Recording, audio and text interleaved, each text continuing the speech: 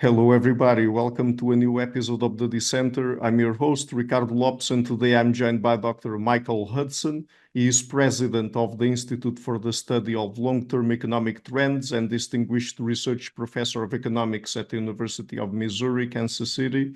And today we're focusing mostly on his book, The Collapse of Antiquity, but we're also talking about a little bit about and forgive them their debts. And also, I would also like to mention that Dr. Hudson as a new book, Temples of Enterprise. So, Dr. Hudson, welcome to the show. It's a pleasure to have you on. Well, it's good to be here. Thank you for inviting me. So, before we get into the Collapse of Antiquity, since it is a sequel to your book, And Forgive Them Their Debts, I would like to start by asking you a little bit about it, and particularly about the history of debt and its cancellation, which is something that you cover a lot in your first book of this trilogy. So how old are the notions of debtors and creditors and the relations between them? Well, all early societies operated on credit long before there was money. For instance, Wehrgeld. If you injured somebody, then you had to pay them compensation. If they hadn't arranged that kind of compensation, then there would have been feud justice. People would think, well, you injured a member of my family, I'm going to injure a member of yours. So people had to pay Wehrgeld. That meant man price for any injury. But because they didn't have money, it was usually in the form of a basket of commodities that they would have. There was bride price. If you would have a daughter getting married, you had to provide a dowry for her. But even more important than that, for all of the indigenous societies, communities, investigated by anthropologists, everybody was in debt to everybody else through gift exchange. For instance, even though everybody was growing crops for themselves, they would give crops to a neighbor and to friends, and that would cause a reciprocal obligation to give their crops back. And the whole idea of credit originally was to integrate societies, not drive them apart as today. Well, gradually, these societies developed, and debts were bound to develop more as you had a specialization of labor. And that occurred primarily in Mesopotamia, because that had the large institutions, the temples and the palaces. And when you have large institutions, you have to have resource allocation. That meant you had to have some standard of value to measure. And the standard of value was for the domestic agricultural sector, grain. Many of the rulers, when they would come in, would announce a price schedule. One unit of grain would be equal to one shekel of silver, so that there would be a communication. Sometimes they would add copper, sometimes they would add wool, all sorts of other things, so that there was generally a means of transactions between the communal sector, the families on the land, and the palaces and the temples that had dependent labor. For instance, war widows and orphans were working in the temples, weaving textiles and other things. But even before that, you had the kind of debts that were attached to the land. And sometime in the Stone Age, land began to be assigned to people. You couldn't just grab whoever settles here first gets to keep the land. It was all pretty homogeneous, and land was assigned to citizens on a fairly standardized unit in exchange for the citizens' liability to owe the community two things. The citizens had to fight in the army for the men, and they had to work on the corvée labor, that is for infrastructure projects. And when they were not working on the land to do harvesting, they would be working on building irrigation ditches, building the ziggurat temple pyramids, building the walls. And so the land was allocated to families so that they could feed themselves and have enough crop left over to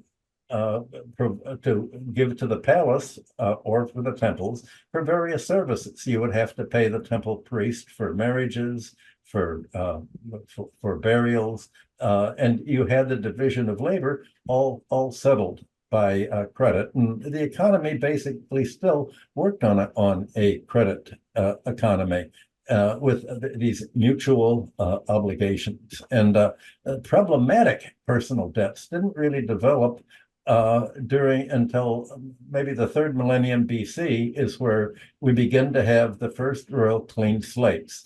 So suppose that the economy worked on credit during the crop year because there wasn't any grain to pay because it wasn't harvested yet.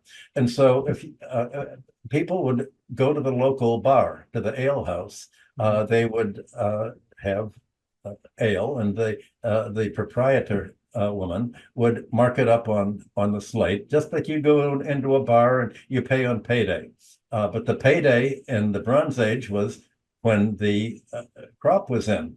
And at that point, the cultivators would then bring their crop to the temples. It would all be measured out on the threshing floor.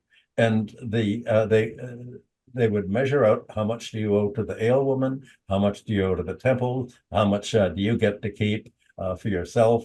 All of that, all of that was a kind of working in kind, and money was only used really at harvest time because that was the only time it appeared. Well, all the way down to the medieval period, by the 12th and 13th century in England, for instance, that operated the same way.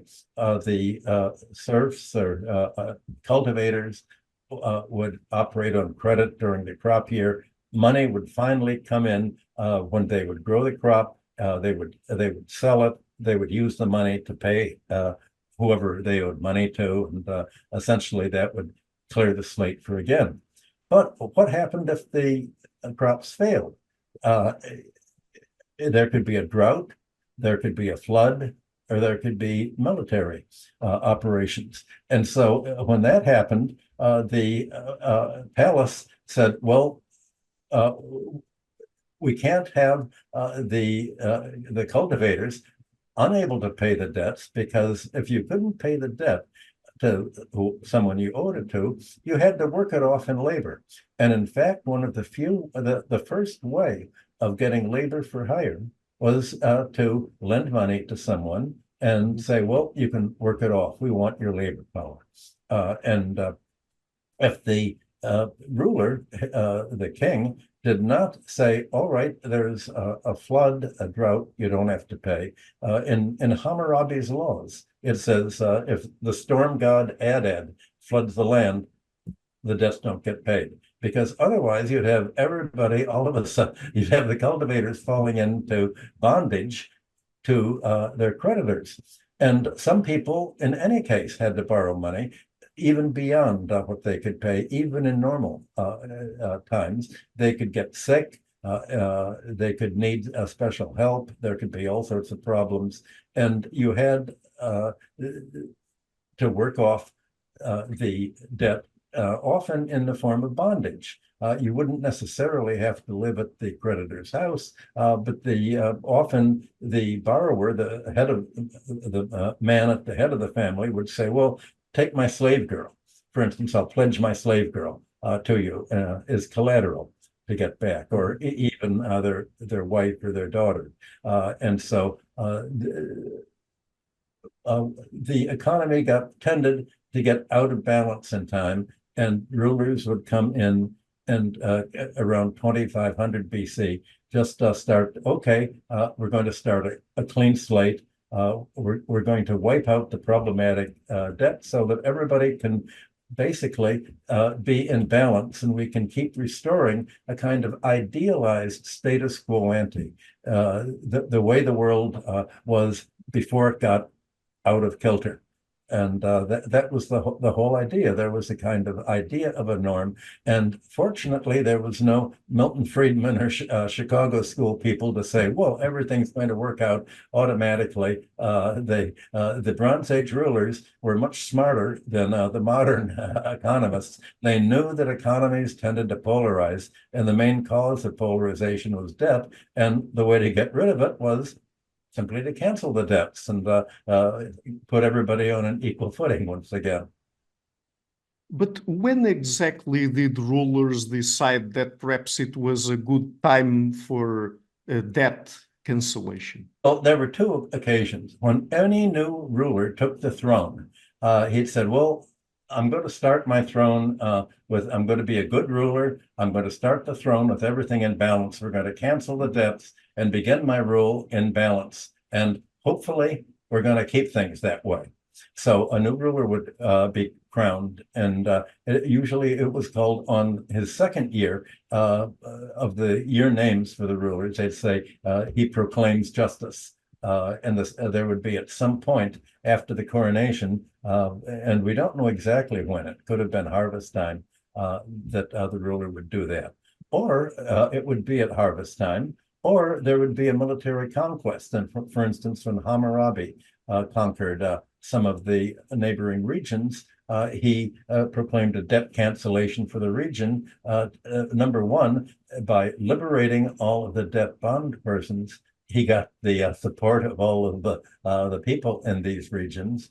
And also that was sort of like, just like I, Hammurabi, canceled all the debts when I took the throne. I'm doing it for you because you're part of my region, and this is the beginning of my reign over you people in Larsa or wherever else they were there. But just to clarify this point, what were the kinds of debts that were canceled exactly? Was it only personal debts or also commercial debts? Only personal debts. Okay. The other form of debt, of course, was trade debt. And that developed in Sumer because Mesopotamia had very rich land that was deposited over millions of years by sediment, by the rivers overflowing and giving it very rich land. But it didn't have stone or metal. And so Sumer, the Sumerians had to trade for their raw materials. And what they did was they exchanged the palace, the temples, or even private landowners. We don't know too much about how they developed, but they would consign textiles or handicrafts to merchants. And they said, well, the idea is we want to share. We're going to give you the consignment of the textile. We want you get half the profits, we get half the profits. But at that time, nobody expected the merchants to actually keep record books of how much they traded and what they got back. So the deal was, you're going to have to pay us. We give you 1 mina, you'll have to pay us back in 2 minas of silver, 100%. The debt will double in 5 years. That was a normal commercial loan. And the merchants would have basically, obviously, they made a very large trade because 5 years doubling time works out to 20% per year in normal interest. And it's possible that merchants would run into debt to each other. They were all part of a community in any local city where they developed up as you went into Anatolia or into Iran or elsewhere. There'd be local groups. And it's possible that merchants couldn't pay the debts to other merchants, but no matter what, they would still always have their own self-support lands if worse came to worse, because the citizens, they all had the self-support lands. And so they were protected by the fact that everybody gets, as a human right, the basic means of self-support. So the commercial debts were not canceled. That was left. Those debts were denominated in silver. So when the Babylonian rulers, Hammurabi's dynasty and other people in the early second millennium, it was around 1750 BC, would cancel the debts, they would always specify that these were the barley debts that were canceled, not the silver debts that were left in place. Just like today, the problematic debts that everybody wants to be canceled are the student loan debts and the personal bankruptcy for people who couldn't pay, but they're not really canceling business debts. If there's a bankruptcy, you lose the property. Since you mentioned interest and interest rates there, how was interest-bearing debt invented? Well, originally, as I said, it was part of the profit-sharing agreement in foreign trade for silver debts. And it took a long time for me to figure out how you got the interest. How did this spread to the agricultural sector? Well, the palace had agreements with the community that the palace had its own lands and the temples had their own lands, and they would lend these lands to sharecroppers in exchange for 1/3 of the crop. And so somehow they said, all right, well, just as we get 1/3 of the return for land, if we give you money, the interest rate for barley debts is 1/3 of the principal. Sometimes the creditor would charge 1/3, even if it wasn't an entire year. We found in the records, but it was supposed to be 1/3. And in Hammurabi's laws, he specifies silver debts have to pay 20% per year. But he didn't say 20% because they didn't use the decimal system. They used the sexagesimal system. That is based on 60s. Just as you have 60 seconds in a minute, you had 60 shekels in a silver mina, and one shekel per mina per month works out to 12 shekels a year. That's the 12 over 60. That's 20%.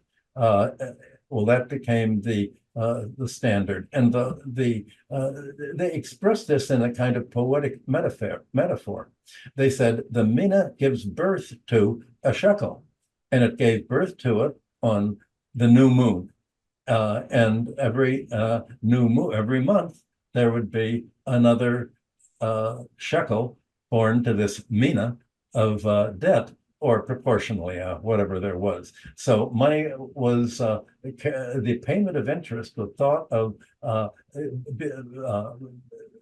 reproducing itself just like an animal. Well, by the time that Aristotle tried to figure out how money and interest came into being, the fact that the Sumerians called interest mash, which was the word for a young goat, because they said, well, for the metaphor, just as a mina gives birth to a shekel, it's sort of like a goat giving birth. That was their image for giving birth. Because obviously silver doesn't reproduce, as Aristotle noticed. So you would have the mina giving birth as mash. Well, by the time the idea of charging interest was brought to the West in the 8th century BC, the interest was called tokos, which was a young cattle in Greek, or phenos, as in fertile, which was the word for cattle in Rome, and they had the same idea that you had in Sumer of giving birth. Well, but they didn't use the 60-base system. Greece used the Egyptian decimal system, so the rate of interest was decimalized. Either it was 10% a year or it was 1% per month. And in Rome, it was 1/12. Rome used the duodecimal system based on twelfths. There were 12 troy ounces in a pound. And so the pound gave birth to an ounce once a year. So you had the same metaphor of giving birth, but they used the word for animal. And Aristotle said, well, this doesn't make any sense at all because silver is a barren metal. It doesn't really give birth. He didn't realize how metaphoric the idea is. And of course, when you have economists try to write ancient history, they're the one group that should not write about ancient history because they think, how would we organize a Sumerian Bronze Age economy if we went back in a time machine? They'd think, oh, well, I guess the original form of interest was people would lend cows. And they'd get the calves as interest. And anthropologists have found no society anywhere in the world where cows are lent out. Cows are pledged as collateral and they're lost to creditors, but they're not. Most loans are not very productive. So you've already got a little bit into how interest-bearing debt was brought to Greece. We're also going to talk a little bit about Rome, which is also something that you explore in your book, The Collapse of Antiquity. But just before we get into the examples of Greece and Rome and what happened there, let me just ask you perhaps a more general question. What are the consequences economically, but I guess we can also say socially and politically, if debts get too high and they are not cancelled?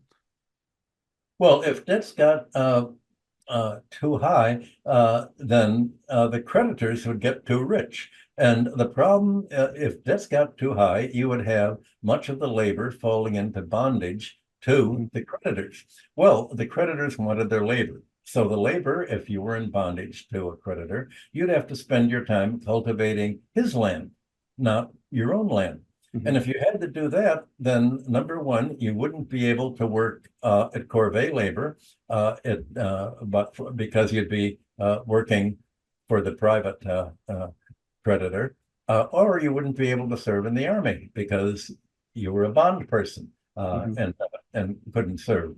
And so there was something even worse, that as you have a creditor class get wealthy, it became a power in itself to rival the palace. And if you have the creditor class wanting to rival the palace and even overthrow the rulers, well, the first thing they would do would be to stop debt cancellation.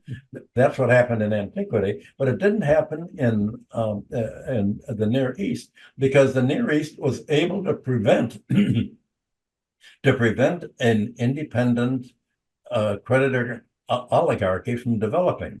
We do find cases of some creditors who got very rich, got a lot of land from that they had foreclosed on from their creditors, but then a generation or two later, we don't find them at all. Somehow they were treated like China would treat billionaires who have a little too much money. Somehow the lands were all returned to their original owners, and this was this was spelled out in Hammurabi's debt cancellations and those of his grandsons and great-grandsons. And the debt cancellations were part of a broader restoration of order. In addition to freeing the bond servants and saying, now you don't owe any more money, you can go back to your land, and your slave girls will be returned to you from the creditor. You would also cancel cancel any of the lands that they lost. That you would return the land to them, as well as giving them the freedom. So you had debt cancellation going together with freeing the bond servants and restoring the land. And the word that Hammurabi used, the Babylonian word, was andararam. Well, this is the word that in the Babylonian captivity, when the Jews were relocated to Babylon after they lost the war, they became familiar with all of these Mesopotamian practices and brought them back to Judea. And the Hebrew word for that was used in Leviticus 25, the Jubilee year, was duror. And duror is the exact cognate to Andurarum.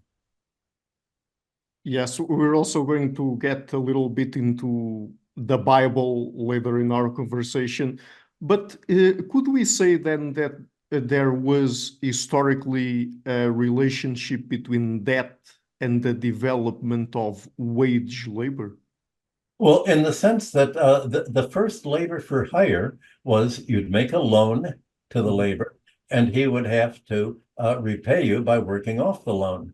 And that was basically how you'd get labor. Well, pretty soon, this idea of lending money and getting repaid became abbreviated into, well, we don't have to go through the lending process. We'll just pay you, what pay you for this instead of you having to work it off a debt. We'll just instead of paying you in advance by giving you a loan, we'll pay you for what you're working on. So it really was debt bondage that was the first form of labor for hire, and that evolved into it. So, getting more directly into your book, The Collapse of Antiquity, you've already touched a little bit on Greece there, but could you tell us how the rise of creditor and land-holding oligarchies happen in classical Greece and Rome? You mean how it happened there? All right. Greece was the West were the barbarians at this time. All of this all of the basic elements of commerce and economic relationships were developed in Mesopotamia and the other Near Eastern countries. There had been really bad weather around 1200 BC. You had a depopulation of the whole Near Eastern region all the way into the Mediterranean. And you had a population collapse, for instance, in Greece. You had the Mycenaean palace economies that used linear B. The palace economies fell apart, and the local district managers who would manage a local district on behalf of the palace ruler. Once there was no more palace ruler, the manager would become the local king. And you could see this in the language that they had. Or there were warlords and mafia type of people. Well, at any rate, by the 8th century BC, and we're talking about 400 years after there was a drought or something like a drought, when this went all the way from India all the way to the Mediterranean. It looked like it was a global phenomenon that just ended whole cultures. Well, by the time the Syrian and the Phoenician traders began to get ships and began to trade again, they moved westward into Greece and into Italy. And the people they would deal with, you'd land usually on an island right outside the big city, sort of a neutral zone. And the people you talk to would be the local chieftains. And you'd explain to them how the financial system worked and said, all right, we're going to trade these goods for your goods, and we need to be paid in money, and we charge interest. So this idea of charging interest was brought from the Near East to Greece and Italy. But Greece and Italy didn't have any palace rulers because they all disappeared in 1200 BC. All they had was local chieftains, and these were sort of mafia, either warlord types, just sort of grabbers. So they were the people who'd grabbed power either because they just kept the the local means of production when the Mycenaean palaces fell apart, or they were warlords, or they were just local big men, ambitious. Sort of, it was a free-for-all, sort of like Russia after 1991.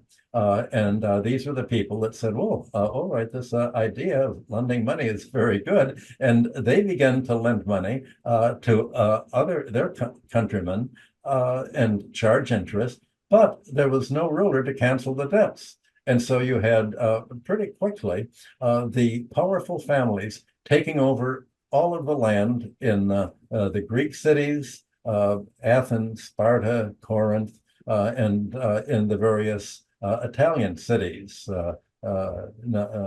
whether it was Rome or the Etruscan cities or others. And these cities were not very pleasant places to live. And you had the kind, you had in the West what would have happened in Mesopotamia if they didn't cancel the debts. You had a creditor oligarchy developing. Well, there was a revolution almost everywhere. Finally, the people rose up. I shouldn't say the people. There were most of these revolutions, like in Corinth, it's shown the best. You had minor members of the wealthy families saying, this isn't fair. Well, maybe they thought it wasn't fair that they didn't get as much as the richer members of the family, but they led a populist revolution. They overthrew the mafia type dictators. By the way, a lot of classical historians use the word mafiosi type leaders for what was before the 8th century. It's not my term. I picked it up from von Wies and other people that have used it. So they would overthrow it, and they would do essentially what the Mesopotamian rulers did. They say, okay, we've overthrown the wealthy people that have kept you in debt. We're canceling the debts, and we're redistributing the land so you can all have the land. And we're going to be good rulers. We're going to develop public infrastructure. We're going to develop trade. We're going to develop commerce. We're going to make you all rich. That's what happened in Corinth. In Sparta, there was a similar fight, and they said, well, we're not only going to cancel debts, we're going to get rid of money itself. We're not going to use silver. We are going to use a kind of iron, but just to make sure that you don't think that money's a commodity, that you realize that money is created by the public sector. We're going to dip the iron and we make it in vinegar so that it's all blistered and it's not practical. So they got rid of the actual money, although the Spartan elites kept their own property in Sparta itself, and it was on the land outside of Sparta that Sparta essentially conquered the neighboring population and made them into helots, which is a kind of serfdom, where they had to work supplying food for the Spartan homoi, the equals, men. Well, finally, by 490 BC, you had the most backward country in city-state in Greece, Athens, finally had its own revolution. And they wanted to do in Athens what they'd done in these other countries. And so to prevent a revolution, they appointed Solon as the archon, meaning, okay, you're going to be the ruler, you'll settle things. Solon canceled the debts, mainly the mortgage debts that held the people to the land. We're still not sure exactly what happened, but he did cancel the debts, but he didn't redistribute the land. And that disappointed the population so much that they sort of forced Solon into exile. And the real fight for democracy was led by, as it is today, by people who the creditors call dictators or tyrants. And that was the followers through the balance of the sixth century, who had bodyguards and everything, until finally, by the end of the 6th century, you had another minor member of one of the richest families in Greece, Cleisthenes, who was an Alcmenian family, doing what Stalin never really did, and reorganized the voting system and really created the Athenian democracy. You had Solon gave, when he left, the Pisistratus was taken over. He was called a dictator because he was a populist and supported democracy for the people. He was starting building. He was putting the people to work and giving them jobs. So, of course, he was denounced by the other people. Finally, you have Cleisthenes that established the democracy. So you had, but all the same, you never had in Greece or Rome a ruler that would cancel the debts. For 5 centuries, you had the populations revolting in civil war. They wanted to get back to a ruler that was like the Mesopotamian rulers, like Hammurabi or the Sumerians, the others who canceled the debts. And antiquity never had that. And that's what made Western civilization different from the Middle Eastern civilization. They didn't have a central ruler. The so-called democracy wanted the debts to be canceled. They wanted the land to be redistributed. And so Aristotle, when he wrote a study of the Greek constitutions, said, well, all the constitutions call themselves democratic, but they're really oligarchic.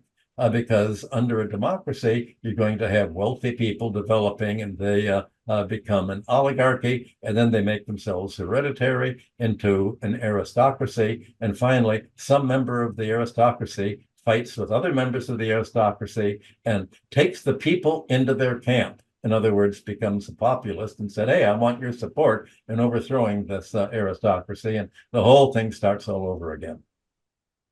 So, I mean, of course, the question I'm about to ask you is probably something that you would be exploring more in your 3rd book of this trilogy, but this is a historical legacy that we in the West got from Greece and Italy, specifically Rome, and was still alive, I mean, centuries later, right?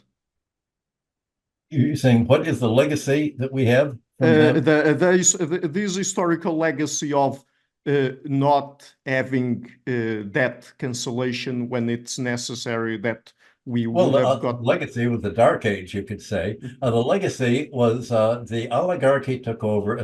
Rome ended up conquering Greece and all the other areas. And it was the most vicious oligarchy. Rome began essentially as a city of refuge, meaning runaways.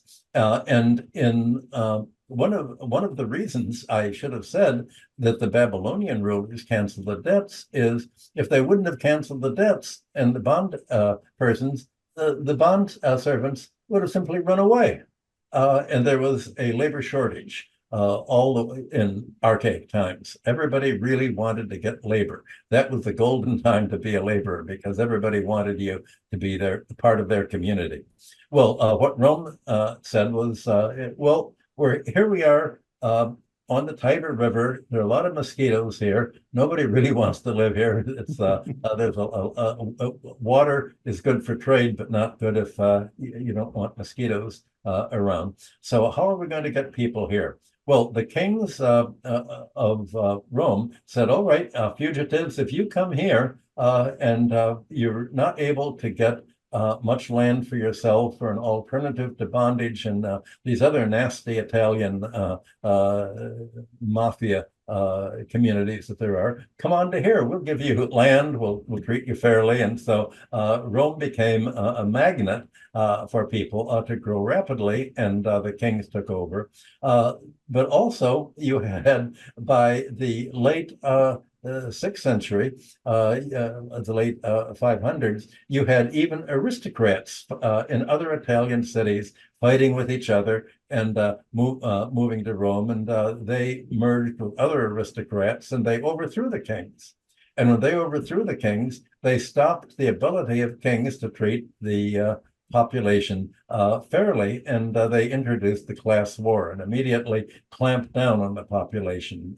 We're not going to, if you fall into debt, you're going to be our debt servants forever. There's no reversibility of debt, if there was. There's no circular time. There's linear time.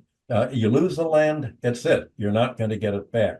Well, in 490, the citizens of Rome, there was a walkout. It's called the secession of the plebs in 490. And they decided to walk out and said, well, we're not going to be a part of your community. It was a nice while it lasted, but we're going to go somewhere else. So there was a lot of negotiation. And then they realized, well, where are we going to go? Because all the other cities around us are pretty rotten oligarchies too. So they came back with the oligarchy making promise, but an ancient oligarchy making a promise to the people is sort of like the United States making a promise to other countries internationally. They immediately broke all of their words, and there was another walkout in around 450 BC, and they said, look, we've got it right. We're not going to trust you again. What you promise us, write it all down. So they wrote the law of the 12 tables, and that's where they established, here's the interest rate that you have to pay, here are the terms. They at least wrote everything down, and what they wrote was a pretty oligarchic set of laws. Well, this tradition of creditor-oriented laws, all debts must be paid. There's not going to be any debt forgiveness. Once you lose land or sell it, you're never going to get it back. Linear time. All this whole Roman spirit of the law is oligarchies can control society. There's not ever going to be a democracy under our rule. That is what polarized Rome more and more. Every century there were revolts against the oligarchy, and they all failed because the oligarchy was controlled the heavily armed military and essentially political assassination. Again, already in Rome found the same policy that the United States does. If there's somebody who's advocating fair trade for the people, fair deal, you assassinate them. And the Roman history is marked with political assassination, just like the United States does in throughout Latin America and other countries, or what Israel has just done against the Iranians in consulate in Syria. So political assassination, and finally there was in the first century BC there was outright war in the Catiline. Was one of the aristocrats. Almost all the revolutions were led by aristocrats. Not some, but they would mobilize the people, and they would get together and essentially take the people into their camp as a populist and try to fight. They were utterly destroyed. And finally, one of the early supporters of Catiline, Julius Caesar, organized an army, marched on Rome, became the leader, and we all know what happened to him. He was killed in the Senate. And the result is that Rome got essentially ended up the Roman Empire in a series of large manors held on the land, held by the wealthiest families, and the trade dried up, the population shrunk, and you ended up with a dark age. Which is what happens when you don't cancel the debts, you don't redistribute the land, and when a society polarizes and sucks all the income and control over labor to a narrow elite at the top of the pyramid, a creditor landowning oligarchy, the result's always going to be a dark age because you've killed the internal market, you've killed all forms of economic growth. So all of these factors, political, social, economic, that derived from this sort of pro-credit ideology contributed ultimately also to the fall of the Roman Empire, correct? Yes, yes, that's what oligarchies do. They stultify, just like in the United States and Europe today. You have a financial oligarchy emerging, and the result is deindustrialization. Because if you impoverish the economy, you're not going to have industry anymore. You're going to have basically self-sufficient enclaves of a few families run everything. And basically, the problem with the financial sector, with creditors throughout history, is they live in the short run. They don't care that they're bringing a dark age. All they care about is right now. Just like corporate managers just care, well, what are the earnings going to be in the next quarter? What are the year's earnings going to be on which my bonuses are based? And so they bleed the corporation instead of using the corporate profits to make new factories and new machinery, more labor and production. They say, well, we're not going to reinvest profits. We're not going to put money into research and development because we're going to be leaving the company by then. Let's just use the profits to pay dividends to push up the stock price, and let's use the profits for stock buybacks, and we'll make the stock go up, and our bonuses are based on what we do with the stock. So essentially, the financial sector today is really doing just what the financial sector did in Roman times. They ended up lending money to other parts of the richest part of the neighboring geographic area, which was Asia Minor.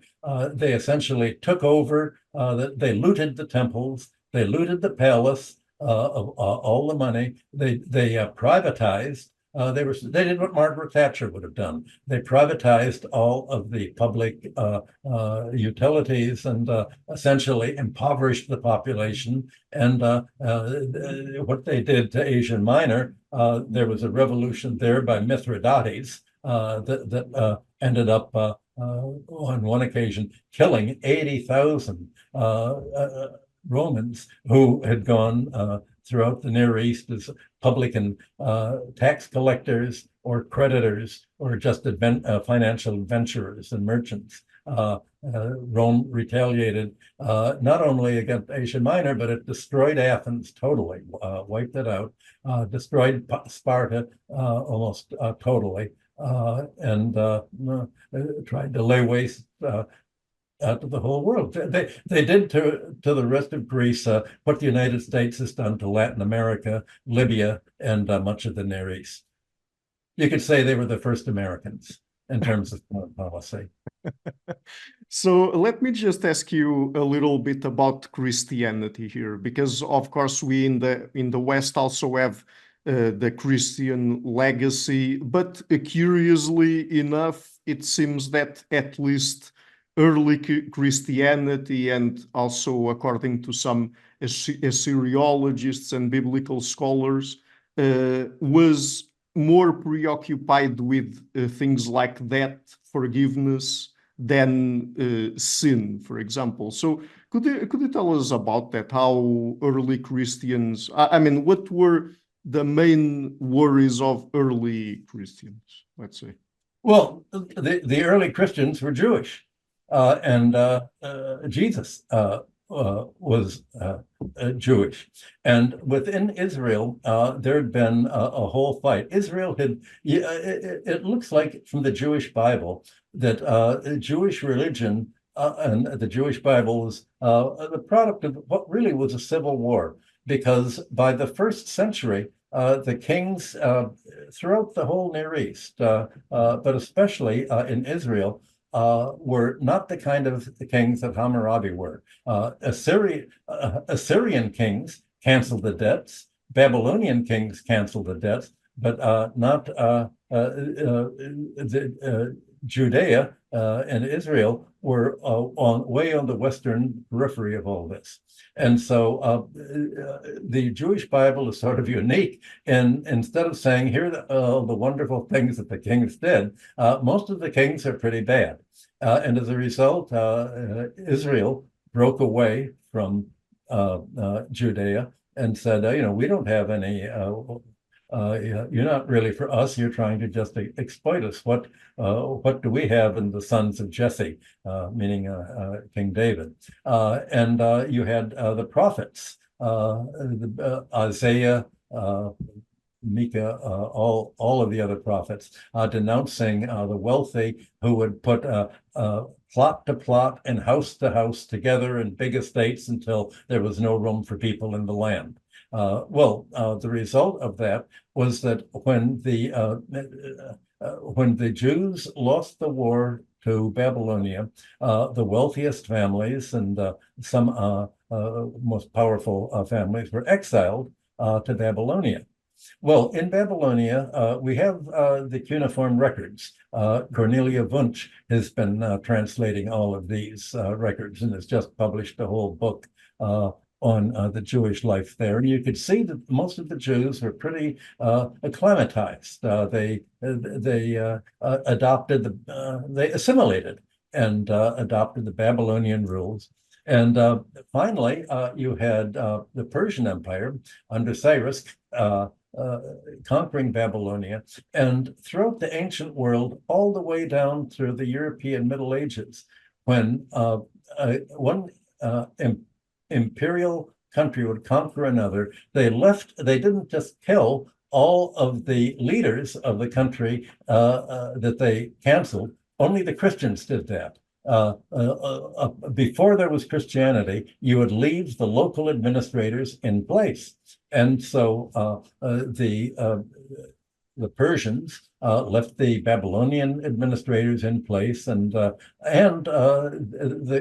permitted religious freedom. There was no attempt to say, you have to believe what we believe.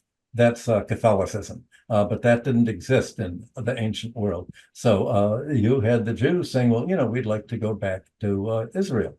So around the 6th century, you had the return, Ezra and Nehemiah. In Nehemiah, who became sort of the local, he was the local leader. His autobiography is one of the chapters in the Jewish Bible. No sign of debt cancellation there, but Ezra sort of led the whole group of scribes that was saying, now let's really put the whole, let's tie everything together in the whole Bible. It was there that they took the Babylonian under Aram debt cancellation and translated it as Terror and made it, put it right in the center of Mosaic law in Leviticus 25, as if this is a command of Moses from the very beginning, you've got to cancel the debts every 50 years. And because the kings at that time, the middle of the first millennium BC, were no longer the Near Eastern type kings, they took the idea of debt cancellation out of the hand of rulers and put it in the hands of the religious leaders.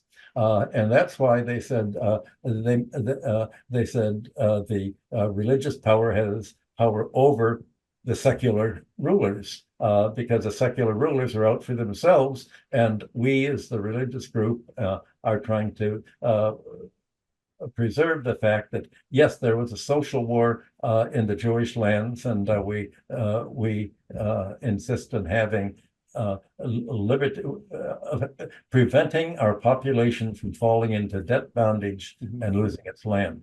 Well, because most of the Jewish records were not kept on clay and they're perished, we really don't know very much about what happened from the 5th century BC down to Jesus's time. But in terms of the financial relationships and the everyday debt relationship. But we know that when Jesus came to give his first sermon, when he went back to his hometown, he opened the scroll of Isaiah, talking about the Jubilee year, and said, "I have come to proclaim the Jubilee year." He was fighting against the rabbi school. The wealthy Jews had sort of done what almost always happens to religion. The wealthiest classes take over religion, and the rabbinical school, especially Hillel, had tried to reject the Jubilee year, and he'd introduced something called the pro-school. In other words, when you would, the debtor would sign an IOU, he would sign something, "I waive my rights under the Jubilee year, so you can't do it." Well, similar way back in 1750 BC, in the 1650 BC, creditors had tried to have that same clause in the cuneiform documents, especially under Hammurabi's great-grandson,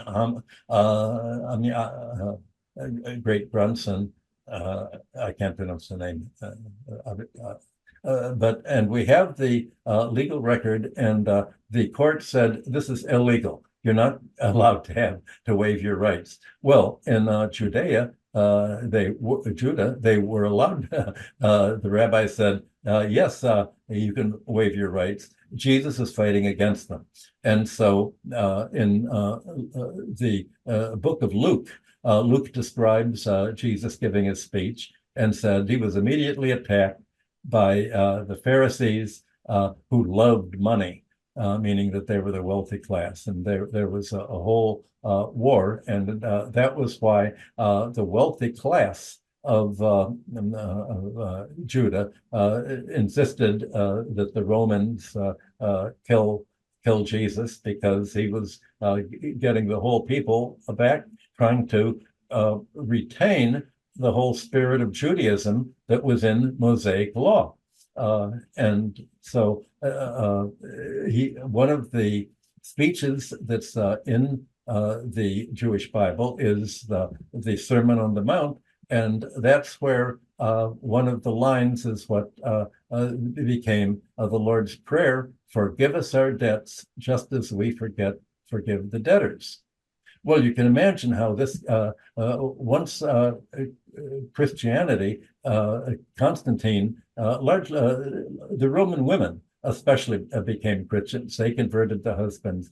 Constantine made Christianity the Roman religion, and the Roman religion, again, who administers a religion? The wealthiest classes. The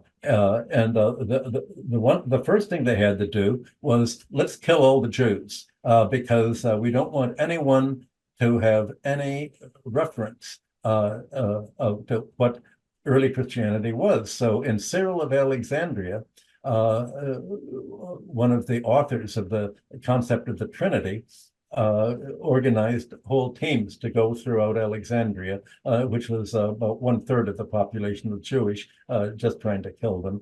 Christianity was formed as an anti-Semitic religion, and because most of the early Christians were Jewish. And so you had, under the form of the Trinity, immediately you had, well, what is Jesus? Well, you couldn't really have Jesus as an individual person who was leading the fight for canceling the debts. And we know from when the Romans came in were threatening Judea, the librarians took all of the sacred books of Judaism from Jerusalem, and they put them in jars, and these were the Dead Sea Scrolls. And we know from the Dead Sea Scrolls that there was a whole group of people, a widespread advocacy of debt cancellation, especially around followers of Melchizedek. I give all of the quotations of these documents in the book. Well, the idea was you had to get rid of the whole idea that Jesus was a human being and part of a social war, because we don't want any history of that social war. So Jesus really wasn't a human being. He was part of God. His body was part of God. Nothing about Jewish there, because God is God, and God's a Christian God, who Jesus said, Saint Peter, I give this, I leave the administration of the church to St. Peter. That turned out to be a forgery, the so-called donation of Constantine, where the Pope said, well, we're the heirs of Jesus. Well, in addition to Cyril of Alexandria, you have probably the most evil of the early Christians who really pushed it on a detour, St. Augustine. He was in North Africa, and North Africans the Romans had been fighting a war against the North African Christians and said, you have to give us your sacred books to destroy them. Most of the people didn't. A few people did. Augustine became sort of the pet client of Rome, and he called the Roman troops in. You've got to kill all the Christians, all of the original Christians, the ones who wouldn't give you their books, the ones who really wanted the early Christianity. Don't let them have any of the churches. Give my group their churches. And one of the great scholars of this period, Brown, has called Constantine, Saint Augustine, the first founder of the spirit of the Inquisition.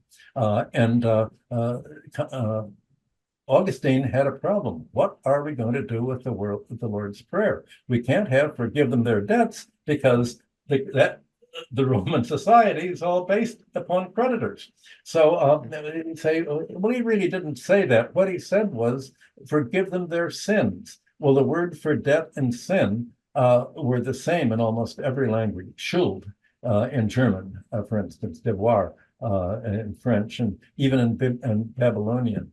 And you remember at the beginning of our talk, I talked about Wehrgeld fines. You would, if you injured somebody, you had to pay a fine, and that was called the Schuld, the debt. The Schuld meant, okay, I've done an offense. They didn't really call it sin in the Christian sense. It was an offense, and this money that I'm paying you is to heal the offense, to sort of cancel it out. So the payment and the sin, they use the same word for it.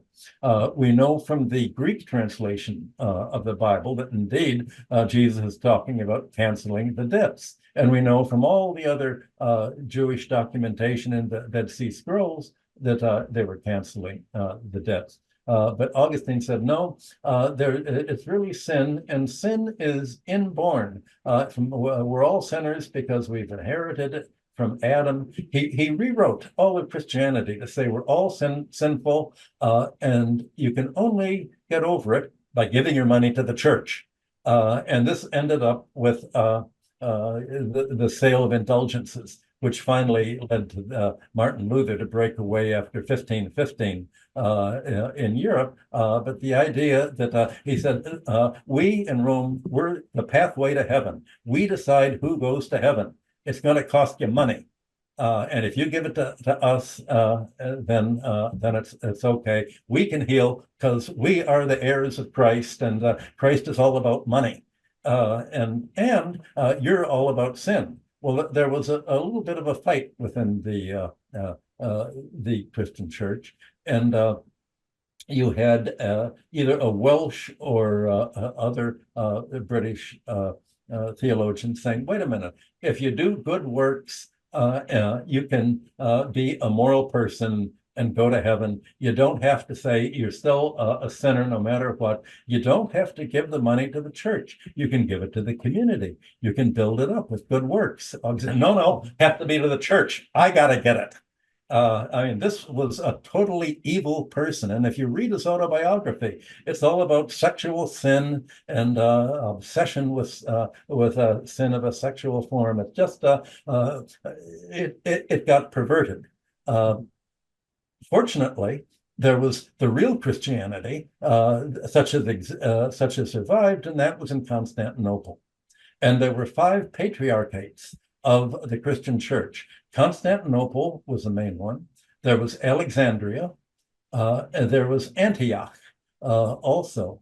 So Constantinople, Jerusalem, Antioch, and what am I blocking out? Alexandria. I'm just blocking out the other one. But Rome was the least important. Rome had sort of got depopulated, and by the 10th century, 11th century, you had the local Roman families. Basically, the local families all throughout the West would control the local mayor, the local police force. They'd also appoint members of the church and the leading family. There was a suburb of Rome, Tusculum, and you had the Tusculum popes for ruling throughout almost the entire 10th century. And the Catholic Church itself calls this the pornocracy, the rule of the harlots, and a completely decadent class. Well, at any rate, that's what the result of all of this was, and the West fell into kind of just a backwater, and you had in the again Constantinople, you had debt problems sometimes developing, especially if there was a very bad winter and the crops failed.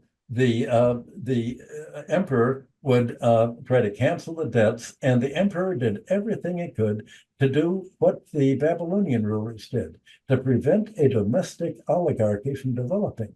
Because if the wealthy families of the Byzantine Empire tried to get labor, get their own armies, and they tried to attack the emperor in Constantinople to take it over, saying, we want to run the empire, not having an empire. We want to do what the Romans did, have the wealthy families take over. They were defeated, and forgiven their debts. I have the last chapter on Constantinople, and finally the emperor defeated the general, invited him to a dinner, and said, let's have peace. And the emperor asked the general, how can we prevent this kind of oligarchy taking over, fighting me and keep trying to get the population in debt and fight me? And the general said, well, you may be surprised to hear a general say this, but you've got to prevent the oligarchy from getting rich. You've got to keep them in check. Tax them, make sure they don't have enough money to do what they've just done again. And that's exactly what one of the tyrants, namely the good guys in the 7th and 6th century BC in Greece, had said to one of the rulers.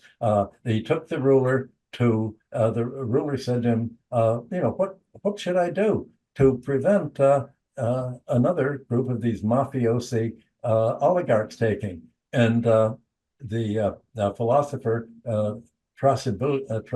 took a scythe and cut all of the grain so that it was all sort of equal. And in other words, make them equal. You don't want the tall grain to end up dominating the others. Well, that was the spirit of Christianity, of the real Christianity in Eastern Christianity. And as it turned, the 11th to 13th century saw Rome try to conquer Eastern Christianity, and all in the middle of the 11th century, you had the great schism of the West saying we reject everything that is Eastern because that was Christian. We've got to have our own religion. They also called it Christianity, and then you had the Crusades, essentially, that were fought mainly against, almost entirely against other Christian countries. So I guess I gave you a long dynamic. No, but that was all very interesting to learn. So for the last part of our conversation today, I would like to ask you more about our contemporary societies. I mean, referring to the collapse of antiquity again, What can we learn from how things played out in ancient Greece and Rome that would apply to our current context? Well, the Greeks had a much more sophisticated economics than you had today. Not as sophisticated as the Babylonians. The Babylonians actually had a great economic model that's far in advance of any mathematical model that they use today. Their model was quite simple. They had, on the one hand, the exponential growth of debt. Doubling every kind of debt is a doubling time, and it grows exponentially. We have the textbooks that they taught the students, so we know exactly what they were taught. We have the calculations for how much does a herd grow. It's an S curve. It tapers off. And so if you have an S curve tapering off and the debt's going up like this, you have the debts exceeding the ability to pay by a widening amount, and either you cancel the debts or else you stifle the economy in debt deflation. You should have a model for that today. That's just what's happening today. But today you have, since the creditors run the economics department, they say everything's equilibrium. Don't worry, everything's going to automatically balance in the free market without government. You don't need government. Well, at any rate, the Greeks said the big problem of society was money lust. Once you having wealth is not like having bananas. When I took an economics PhD, we were told that diminishing marginal utility. As the first banana you like, each added banana gets less and less until finally you don't want any more. And you're satiated, and so you're going to leave the crop free for other people that don't have bananas, and they're going to want bananas more. And you're going to be satiated, and everything, and that way everybody's going to end up with their chance to get rich. Well, the Greeks said it doesn't work that for wealth, that it may work that way for food, but wealth is addictive. And they had all sorts of Greek words for that, like money love, wealth addiction, and that was the problem. And all of Plato's Republic is about that. It begins with Socrates, someone asking Socrates, I owe some money, I really, it's hard to repay. This creditor is such a bastard, is it right that I repay him? And Socrates said, well, suppose that you'd borrowed a weapon from somebody. You needed a sword to fight in the army. And now, then you find out that this guy is a real sadist. And he wants to hurt people with a weapon. Is it a right thing to do to give back the weapon to him because he's going to use it to hurt people? Mm-hmm. And the other person says, gee, I guess you're right. Socrates says, well, it's the same thing with money. If you give money back to a creditor, the more money he has, he's going to get more and more debt addicted. And he's going to just try to run. He's not going to look for the public good anymore. He's going to do what's good for himself. Well, we had to study this at the University of Chicago. And just as they tried to set the education, there was just an exercise in censorship. There, what we were told there was the republic's all about the noble dictator, the smart guy who's running everything, and you really want a noble dictator. And that's not what Socrates said at all. What he said is, how do you prevent a wealthy person from taking over society? He said, well, right now, it's always the wealthiest person or somebody from one of the wealthy families that's going to end up as the leader. If you want to avoid society being run by a wealth-addicted class, you have to have the dictator, or whatever you call him, not have property of his own, not to have money of his own. You're going to make sure that he lives nicely. You're going to feed him. You're going to support him. He's going to be just a regular. He's going to have what the regular citizen has, but he's not going to have enough wealth that he gets addicted to it and does to us what the wealthy class is threatening to do today.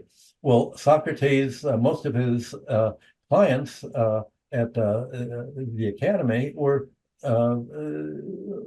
the wealthy classes. They'd meet in gymnasiums. The word for school was in German language and other European language was gymnasium. And it meant that was where the wealthy people would gather, both to work out and exercise, but also to have their political talks. So that Socrates was trying to explain to them, well, you guys are really all sort of wealth addicted, and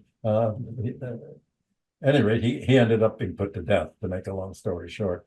And of course, that was the one thing that the University of Chicago picked up from when Chileans elected a socialist president. The Chicago school was brilliant enough to say there's only one way to create a free market. You have to kill everybody who says that there is an alternative. The Chicago boys closed every university, economics department in Chile, except for the Catholic University that taught Chicago school free market, meaning dictatorship economics. And they set a whole terrorism campaign to kill labor union leaders, to kill university progressive professors, to kill land reformers, not only in Chile, but all throughout Latin America to Argentina, the death squads. You can't have a free market limiting government if you don't have death squads doing just what they did in Rome, to kill all of the opposition. Because once you have people understand that they did it as they did in Rome, as Jesus was saying,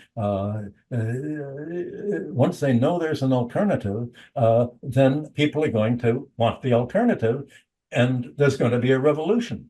And the idea of today's neoliberal history, they've rewritten history. When my Harvard group from 1992 to about 2010 published five colloquia rewriting the economic history of the ancient Near East.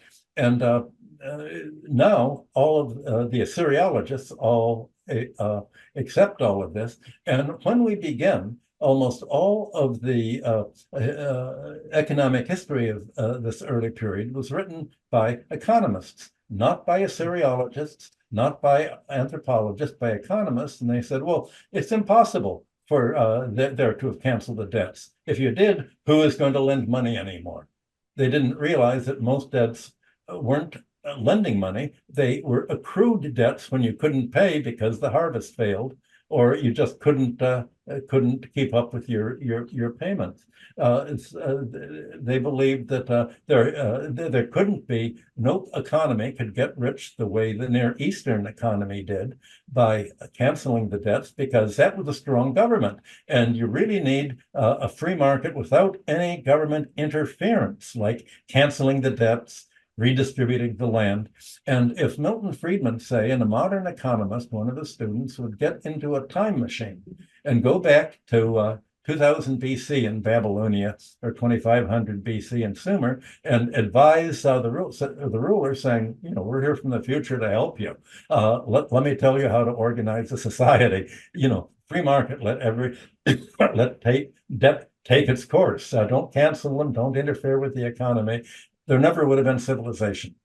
And the question now is, well, okay, now not only would there never have been civilization, but if the Chicago boys, the neoliberals, and the Washington Consensus has its way today, are we going to have the end of civilization, or at least Western civilization, while the global majority goes its way? Well, there again, I've begun to diverge. Related to that, let me ask you this question. What about debt that countries owe each other? Could that kind of debt also be canceled?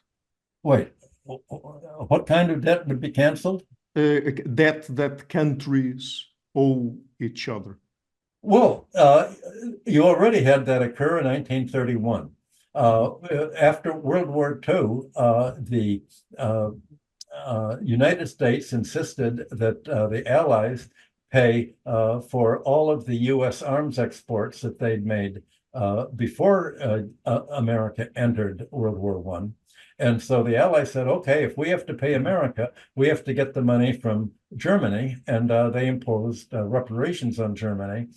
This is the story that I've described in my book, Super-Imperialism. Mm-hmm. And so the result is that this debt tangle ended up causing a whole breakdown. The stock market crashed in 1929. The economy began to move into the Great Depression. By 1931, all the governments of the creditor and debtor countries got together and said, okay, it's not worth creating a whole depression throughout the world, the Western world, just to pay the war debts left over from World War I. We're going to have a moratorium on the war debts. Well, by that time, it was already too late to have to prevent the depression from developing. And the world emerged from World War II pretty much without debt. And the German economic miracle in 1947 was when they canceled all of the internal German debts. Well, that was pretty easy because the debts were all owed to people who'd been Nazis. The rich people had got their wealth during the Nazi era, so you were really canceling the debts to the Nazis. That became the only debts that were kept were employer debts to their employees, and everybody was allowed to keep a modicum of bank accounts just so that they could continue to do business and start again.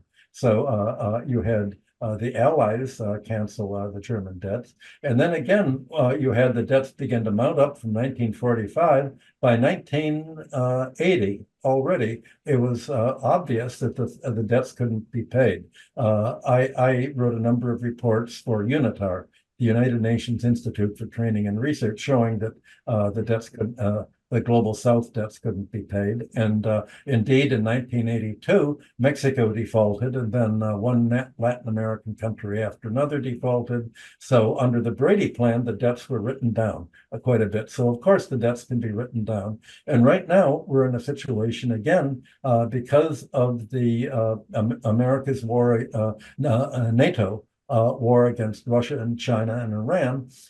You have oil prices going way up, interest rates going way up, and you have the Global South and many East Asian countries unable, and African countries unable to pay their foreign debt. So at least this time, they don't have to let the West cancel the debts. They're joining together in the BRICS Plus and the whole group around them, the global majority, creating an alternative set of institutions. They're de-dollarizing their economies. But de-dollarizing means we're getting rid not only of the dollar, but of the dollar debts we have. And we're moving towards a point where there will be an alternative to the International Monetary Fund and the World Bank. And these countries, by joining together, can just repudiate the dollar debts and a great debt cancellation. So yes, of course, countries can join together. So let me just ask you one last question then. And in regards to what you describe, the history you explore in the Collapse of Antiquity, do you see signs of similar social, political, and economic developments happening right now, particularly in the West, or what sometimes people call the global North, at least? Well, it's become more and more obvious that if you don't cancel the predatory debts, you're going to have debt austerity. Already in the 30s, the idea of debt deflation was voiced, and we're in debt deflation again. More and more of the income of the United States and Europe is paid to creditors. The creditors have they've taken over the real estate sector, the insurance sector. You have really what I call the fire sector. Finance, insurance, and real estate are a rentier sector. You have a rentier class, including the monopolies now, that are all getting predatory income. In the West, that we're moving into what some people are calling neo-feudalism, because they can see that, well, we're moving back into this kind of polarized economy. And if you don't prevent a financial oligarchy from emerging and taking over, then it's you're going to have happen here just what happened in Rome. You're going to have a dark age when all the money's at the very top of the pyramid, and you've killed the domestic market, you've killed growth, and you have the population fleeing. And in the Roman Empire, more and more of the at the periphery, more and more Romans were joining the barbarians, because it was the Romans who were barbarians, and the barbarians were more civilized. They were the German tribes that were very egalitarian. They were the Germanic tribes. You had a whole different ethic than the decadent Roman ethic. Well, you're having that same split today between the what the European Union head Joseph Borrell calls the European garden, as opposed to the jungle everywhere out there. The jungle is really democracy. The European garden is autocracy, but the Americans say that the autocracy is the democracy is anyone who supports the American autocracy, and autocracy is anyone government that plays a role in moderating and preventing an oligarchy from developing and being what the spirit of democracy is supposed to be all about. So we're in a kind of world of Orwellian doublethink today. But yes, the way to promote this, it takes a revolution, and the role of the economic profession is to say there's no alternative. We're in the end of history. End of history is by Darwinian survival. We have the wealthy rentiers, Wall Street, City of England, the Paris Bourse, Frankfurt, Bank of Tokyo. This is really the apex of history. We've won by the survival of the fittest, and we don't have to go anymore. And so there's no alternative. Well, you have the whole rest of the world now, thanks to the the NATO war against Russia and Ukraine, and now the Near Eastern mess. You have the whole world saying, this is wrong, morally wrong. We're going to make a new society, and that is the feeling that there is something morally wrong. You realize that what used to be religion in the West is economic neoliberalism. Free markets, meaning free for the oligarchy to do whatever it wants with its riches, and free from any government attempt to tax or to regulate the economy, to prevent monopoly rents, to tax land rent, and to make money and credit a public function instead of a privatized function. So you're having finally that awareness that Margaret Thatcher was wrong. There is an alternative.